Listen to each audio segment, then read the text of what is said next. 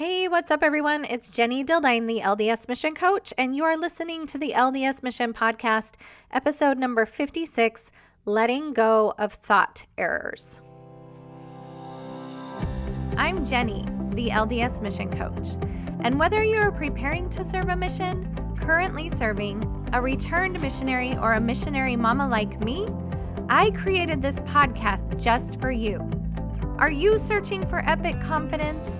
Ready to love yourself and to learn the how of doing hard things? Then let's go. I will help you step powerfully into your potential and never question your purpose again. It's time to embrace yourself, embrace your mission, embrace your life, and embrace what's next. Hey, what is up, everyone? Welcome to the podcast. I'm so excited to be hanging out with you. It's one of my favorite things that I get to do each week is to come and give you some help and give you some insight. Super fun that a lot of missionaries are reaching out and saying, hey, I want to listen to your podcast on Google Drive, which I'm thrilled. I used to host my podcast on Facebook as well as all the other places you can get podcasts, but I used to host it on Facebook, and then Facebook decided, I guess we're not going to do that anymore. We're not going to host podcasts anymore. So what I decided is, where the missionaries are is Google Drive. So if you just email me, jenny@jennydildine.com, I want to send you a link to MP3s of all of my podcasts. What is this? Like episode 56? That's pretty awesome. Lots of good tools and strategies on there for all of you. We are midway through July. I can't believe it. Where is the summer going? We had an awesome little anniversary getaway, my husband and I. So that was fun for 25 years. We have been married now. And my second son is just a few weeks away from getting married as well, starting their lives together, him and his fiance. My third oldest son found out recently that he is the drum major for the marching band at our high school, which is a huge accomplishment. I'm super proud of him. He has been trying to do that since he was a freshman. But if you have anyone involved in marching band or in football or any of those fall sports like cross country, you know that starting in August is when all of those practices start again. And so the summer really is winding down. I can't believe it, but we are enjoying every single minute of it. It's so much fun. I wanted to remind you about my free training that I recently put together. It's called One Tool. It is the one tool that I teach all of my preparing missionary clients. It's a short 10-minute video that has the ability to completely transform your mission experience. What this one tool will do is it will help you be the missionary that hits the ground running. It will help you be the missionary that gets to show up the way that they want to show up instead of being at the mercy of the mission experience. So if you haven't already, I highly encourage you to go to jennydildine.com/one tool and grab that video today. It's very short. And what it means for you is you will be able to get some mental tools before you head out on the mission in just a very short time. Totally free. So go grab that. Today, what I want to talk about is what I call a thought error. Let me explain this to you because I don't want a thought error to be confused with just a regular thought.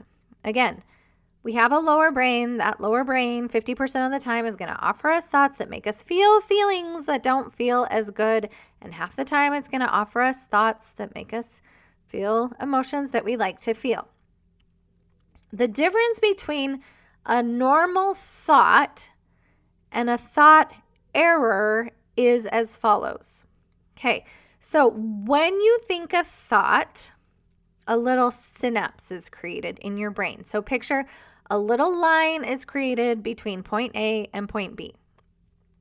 Okay, Every time we think that thought, we reinforce that synapse and it gets a little bit thicker and it gets a little bit stronger, which is totally fine. That thought then, if we think it, connects in our brain. It sends vibrations, hormones, chemicals through our body, and then we feel a feeling. But what I want to talk to you about today is called a thought error. And the way I picture this is that the thought doesn't just go from point A to point B. It actually, this is the way I picture it, circles back on itself to point A over and over and over. So sometimes this will be called like a thought loop also, because it's not going point A to point B, it's going in a circle or in a loop. Now, I'm going to give you tons of examples of different thought errors and how this might sound in your life. I want you to see if any of these kind of stories or ideas or examples you can relate to. But here's what sort of happens with a thought loop or a thought error. It's one of those thoughts that we just think, I don't want to think that. And maybe even we sort of believe like we shouldn't be thinking that. It can be something that our brain just wants to fixate on. We sort of then, when it comes up, we try to kind of argue with it, okay? But in the arguing of it, what happens is the thought just becomes more incessant and stronger. And our brain will just keep going back to it. So I know one of my clients is in a thought loop or a thought error because they're sort of like, I just can't quit thinking about this. It keeps coming up. I wish I wasn't thinking about it. I wish I could think about it a different way. And it just keeps like replaying over and over and over. That's when I know that they're in a thought loop or a thought error, okay? What we need to know is when we get in resistance to a thought, the same thing happens as when we are in a resistance to a feeling. And what I teach is when we resist a feeling, it actually gets stronger. When we resist a thought, which remember, your brain thinks is really useful for you to think about and to pay attention to, when we resist that thought, when we don't want to think it, it also becomes stronger and more pronounced. So let me give you an example.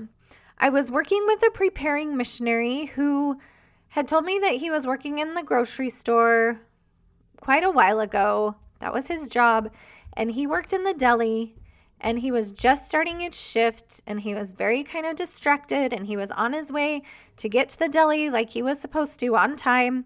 And a customer came up to him and said, "Hey, is this the right price of this meat?"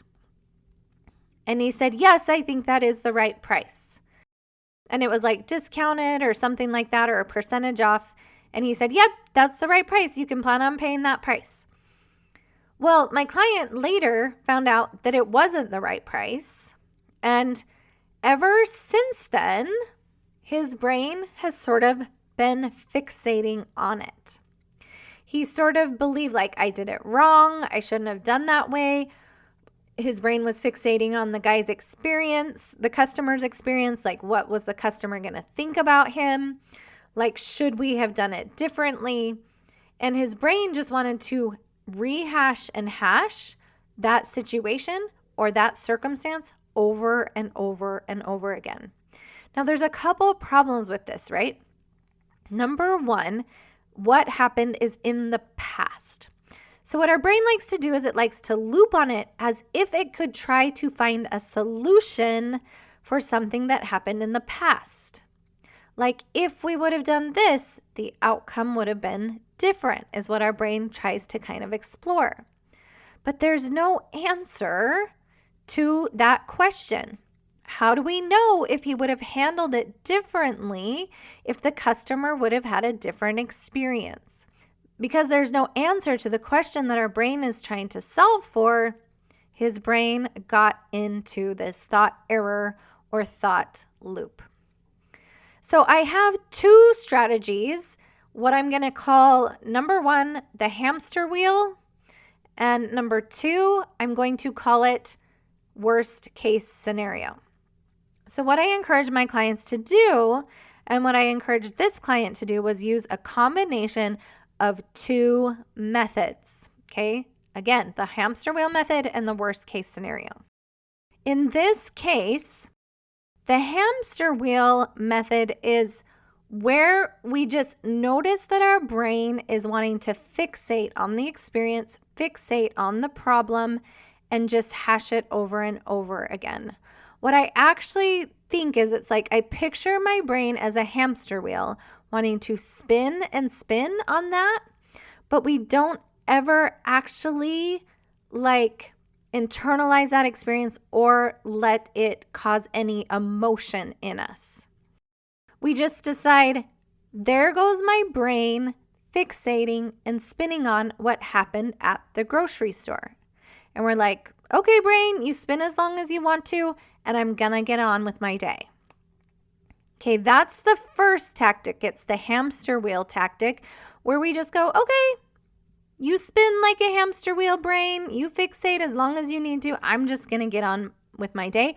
And it's sort of like we let that hamster wheel just spin in the background of what we're trying to think, feel, and accomplish in our lives. Okay?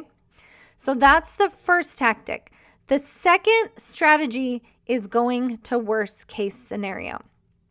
And what this sounded like with this client was, what if it's true that the customer in the grocery store thought you were the worst?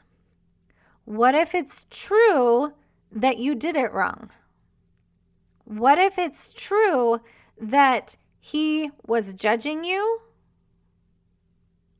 the whole time? What if it's true even that he was furious and decided not to buy the meat? What I want you to do is I want you to go to what your brain tells you is the worst scenario. And I want you to play it out. I really want you to go there in your mind, and then I want you to feel those feelings associated with the thoughts and that experience, the way that it might have happened, worst case scenario. Remember, our brain is always trying to avoid pain, and especially future pain.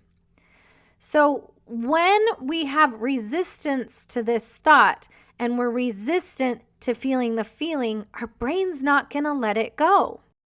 It's going to want to hang on to it even tighter.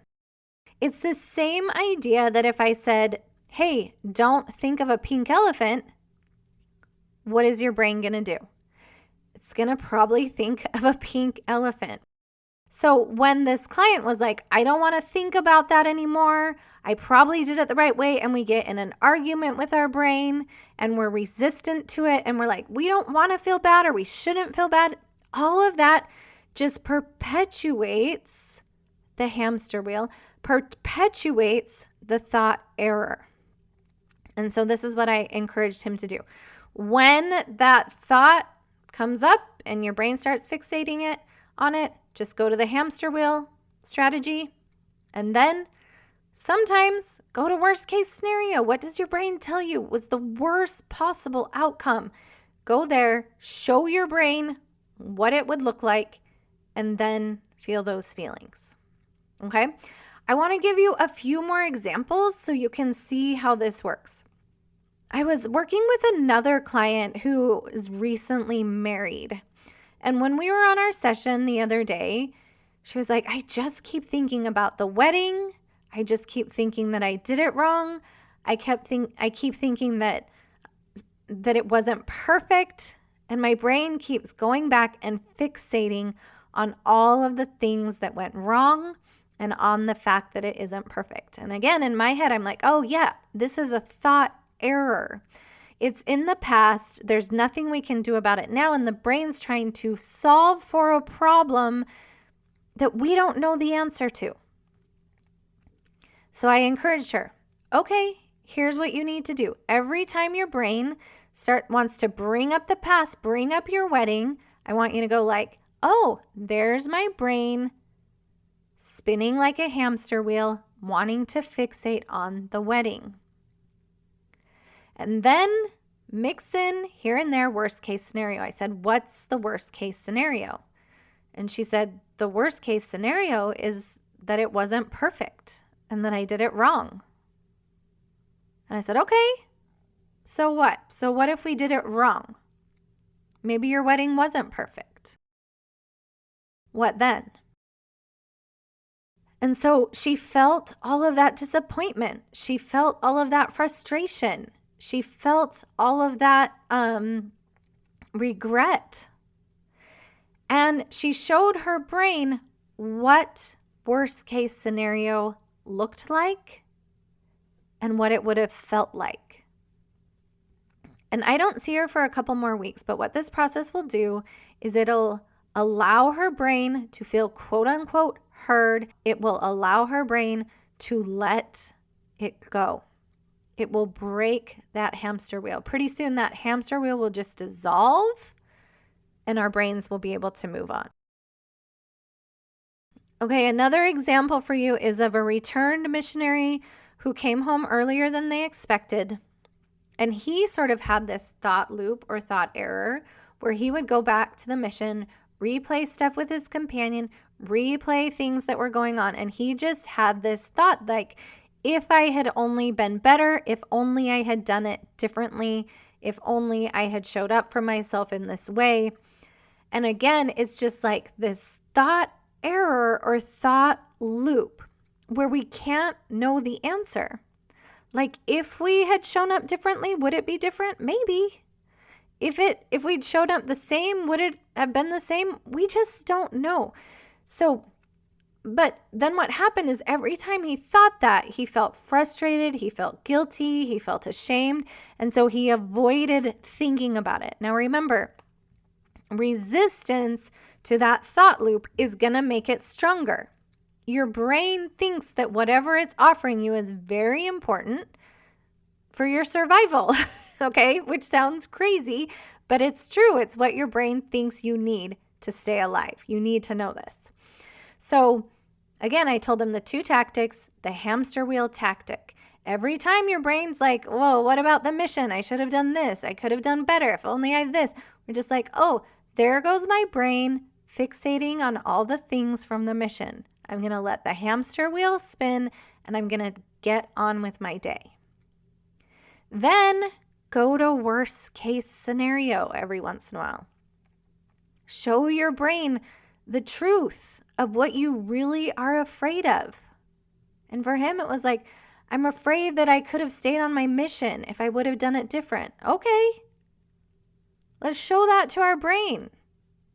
What if that's true? Then what? We're home now. Then we would just have to feel more emotion. We'd have to feel more disappointment. But we're already feeling it now, so let's just feel it. Show the brain what's the worst case scenario. And then your brain will be able to let it go. I was talking to another client who said that she has a boyfriend on a mission, and this other old boyfriend from high school keeps kind of popping into her mind because he just got back from his mission. And she's like, I'm completely like diligent and faithful to my boyfriend that's on a mission, but I just don't want this other old boyfriend to be in my head anymore. And I said, notice how the resistance of that thought, the not wanting that thought, only makes it more incessant, more apparent, and makes that thought loop stronger in your brain. So again, I told her, let's try these two tactics. When it comes up again, when you're like, oh, that guy's home, I want you to be like, there goes my brain thinking about that guy. It's okay, brain. You spin as long as you need to. And we don't let it land. We don't let it cause any emotion. We just let it spin and we get on with our day. Or I said, I think you really should go there. I think you should just show your brain what it would have been like with him. Like, show your brain. It's super curious. It thinks it's important for you to know what it would have been like with him. So there's nothing wrong with thinking about it. Feel those feelings, feel that frustration, feel that disappointment, whatever you need to do. Go to worst case scenario, show your brain, and then your brain will be able to let it go. This actually happened with a friend several years ago. It was a similar situation. I'm like, try these 2 tactics. This is the way I like to think about it. Don't resist the thought. Let it hamster wheel, or go to worst case scenario, show your brain what was maybe possible. And then she came back to me like 2 or 3 months later, and she's like, I don't think about him anymore. I just don't think about him. Again, your brain will let it go.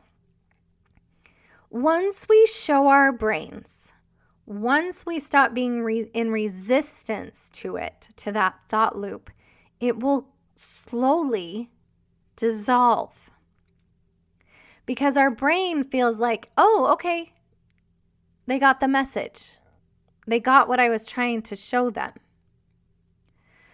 I have one more extreme example that I want to share with you. And I think this is just a good illustration. I was coaching in another program where a woman said to me that she had been on a houseboat with her young children, and her young son, I'm not going to remember the exact age of the son, but he was only like 4 years old or something like that, had come to her with a life jacket and said, hey, Mom, I'm done swimming for today. And so she took his life jacket off. Now, she found out later that the son had jumped into the water without his life jacket on and had done exactly what he knew how to do, which was doggy paddle, swim all the way back to the side, and he was fine. But as soon as her brain realized what had happened, it got into a thought loop. It started thinking, what if I would have this? What would have happened if that? If only I this? What was I thinking? How could I have prevented? What if this? And was in this thought loop that couldn't let it go. In fact, she was to the point where she was waking up in the middle of the night, having nightmares about her little son floating face down in the water. So what I taught her, again, were these 2 strategies: hamster wheel and worst case scenario. I said, your brain actually thinks it's really important that you understand the magnitude of what happened. It really is trying to protect you from pain and protect your son from pain. So when these thoughts come up, instead of like, I can't think about that, it's too painful to think about, or I'm too afraid to face that, just let it spin in your head like a hamster wheel. Oh, there goes my brain trying to solve that problem. Everything's okay now. There it goes, fixating on the past. There it goes, thinking about that day. You can let that hamster wheel spin and keep going on with your day. Don't even let any of those feelings land. Just observe your brain. And then number 2, I told her, I said, I think you got to go to worst case scenario. Go all the way there, which for her was a terrible worst case scenario, that her son could have died. I said, you need to feel those feelings as if it had happened. Just go all the way there. Feel the feelings. Show your brain what that would have been like. And then after she did these 2 tactics, after a while, her brain was able to just let it go. So if you find yourself in these thought loops, they're not point A to point B. They start to feel like a spinning thought or a hamster wheel thought that we just fixate on. I want you to try these 2 things. The hamster wheel, just let it spin and get on with your day. And number 2, show your brain what we think would be worst case scenario and feel all of those feelings. Make sense, everybody? All right. Let go of thought errors. They're not getting us anywhere. They're just keeping us stuck. So let them go, use those 2 tactics, and I hope they help you. Everyone have the most amazing week. Take care. Thanks so much for joining me on the podcast today. Listen, if you are learning a lot from this podcast and you like what you're hearing, you will absolutely love hopping on a free strategy call with me. That's where you and I meet up one-on-one and talk specifically about what is going on for you. I love teaching young adults the mental and emotional tools that they need to overcome worry and anxiety, serve the successful missions they've always dreamed of, and navigate their post-mission experience with confidence. So go to jennydildine.com and click on the Work With Me link. I would love to meet you, and I would love to get you some helpful tools and strategies to help you fully embrace whatever is next for you. And in the meantime, no matter which part of the mission experience you are involved in, just know that Jenny, the LDS Mission Coach, is thinking about you every single day.